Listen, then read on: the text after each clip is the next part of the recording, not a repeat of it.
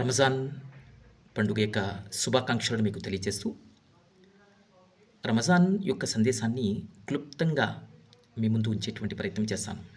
రమజాన్ మనిషిని ఓ మహామనిషిగా మలచడానికి వస్తుంది. రమజాన్ మనిషి యొక్క ఆత్మను నియంత్రించడానికి వస్తుంది. మనిషి మనసులో మెదిలేటువంటి చెడు ఆలోచనల నుంచి మనిషి ఆలోచనలు సైతం ఉత్తమంగా, ఉన్నతంగా మార్చడం కోసం రమజాన్ వస్తుంది. అందుకే రమజాన్ అంటే కేవలం ఆకలి దప్పికలకు దూరంగా ఉండడం మాత్రమే కాదు. రమజాన్ అంటే ఆత్మ ప్రక్షాళన, ఆత్మను పరిశుద్ధపరచుకోవడము, ఆత్మను పవిత్రం చేసుకోవడము. ఖురాన్ స్వయంగా అంటుంది, ఖద్ అఫ్లహ మన్ తజక్కా.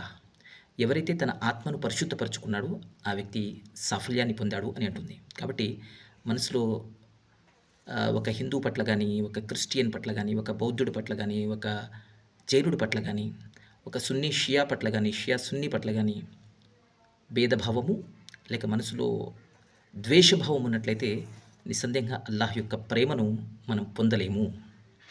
ఎందుకంటే రంజాన్ యొక్క ఉద్దేశమే ఖద్ అఫ్లహ మన్ తజక్కా, మనస్సును పవిత్రం చేసుకోవడము. ఎవరైతే ఈ విధంగా పవిత్రం చేసుకున్నారో వారు సాఫల్యం పొందారని ఖురాన్ స్పష్టం చేస్తుంది.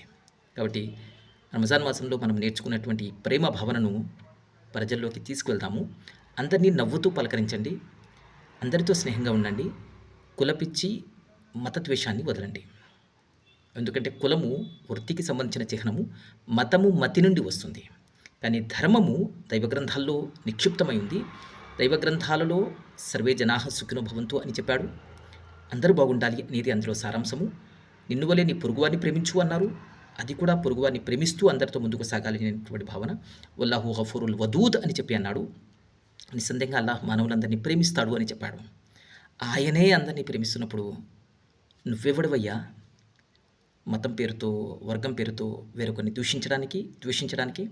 కాబట్టి అల్లాహ్ ప్రేమను, దేవుని యొక్క ప్రేమను పొందాలనుకుంటే ఇవందరినీ ప్రేమించు. ఇదే ఆయన ప్రేమను పొందేటువంటి ఏకైక మార్గము. రమజాన్ ఇదే మనకు నేర్పింది. ఇది తప్ప ఎవరైనా సరే, ఏ మత పండితుడైనా నీకు ద్వేషాన్ని నూరు పోస్తుంటే జాగ్రత్త, వారు నిన్ను తప్పుడు మార్గంలోకి నడిపిస్తున్నారు అని అర్థం. ద్వేషం కాదు దైవానికి కావాల్సింది ప్రేమ. మనస్సును చెడుతో కాదు, మనస్సును మంచితో, ప్రేమతో నింపుకుంటే మనం దైవ సన్నిధికి చేరుకోగలము. కాబట్టి ఈ విషయాన్ని మనం అర్థం చేసుకుందాము. సర్వేశ్వరుడైన అల్లాహ్ మీకు, నాకు, మనందరికీ రమజాన్ మాసపు ఈ పవిత్రమైన ఆలోచనలతోనే ముందుకు సాగేటువంటి సద్భాగ్యము ప్రసాదించుగాక.